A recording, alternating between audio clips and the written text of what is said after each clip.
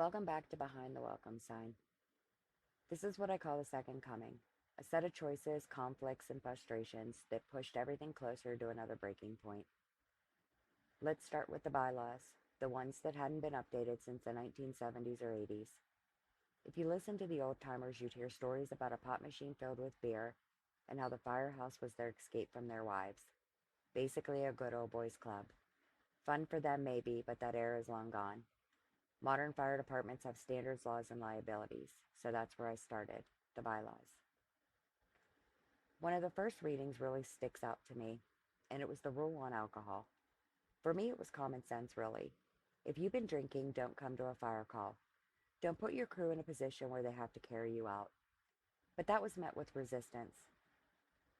Meanwhile, we have two guys in fire school being promised positions they hadn't earned yet, but they didn't realize this or know any better. They were new with no experience, and the promise of positions once completing fire academy was a goal for them. However, the positions never came, but the pitting them against each other did. We only had about 5 active firefighters at the time, barely enough to fight a real fire. Still, we thought we were moving forward. We were digging through decades of paperwork, most of it incomplete or missing entirely. We'd find dusty old rosters from the 80s, scattered reports from the 90s, but the essential stuff was nowhere. In one drawer, we found a stack of the borough's W-9s signed by the secretary, stashed in the old chief's office alongside a pile of printouts for skinny jeans. Yes, skinny jean ads. It was bizarre and made clear no real admin work had been done. The records we needed were gone, the ones we found a mess. We had different EINs showing up on different paperwork. According to the IRS, we were a department. According to the state, we were a company. We couldn't even apply for serious grants because we weren't a legal 501c3 yet. I tried to explain to the borough council how bad it was, that it would take time. COVID slowed everything down even more, but instead of support, we got pressure. Why don't you have grants? Fix it faster.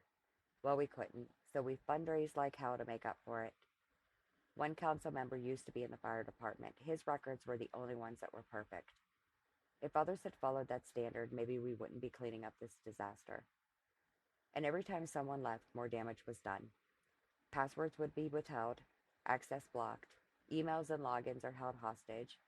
One chief swore he would never do what the last chief did, but yet here we are again. One of those counts was tied to the IAR system, the tool that pages firefighters to your emergency. Another one blocked access to CAD reports. These weren't just petty moves. They weren't just power plays against me or other members. They hurt the community, and it's the residents who ultimately suffer.